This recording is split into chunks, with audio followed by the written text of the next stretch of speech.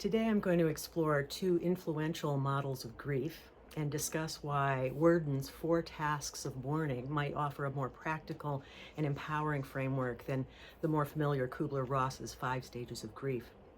I'll first examine the two models and compare their approaches, and then I'm going to tell you why I think Worden's model is particularly useful for navigating grief. First, grief in general. Grief is a natural process, a natural response to a loss, and it varies from person to person. No two people grieve in the same way. It also varies from culture to culture. What's appropriate? What does grief look like?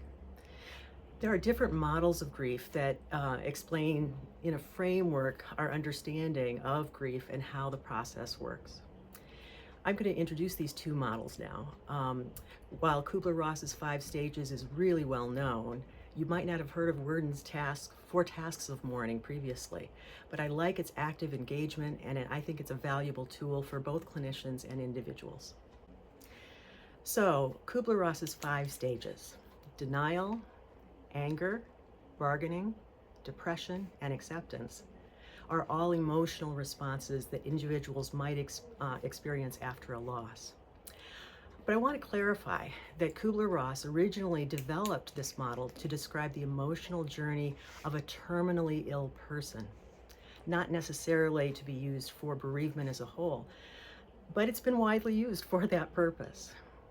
So the key limitations, I think, of the Kubler-Ross model for bereavement is that the model suggests a linear process, and that can feel really restrictive.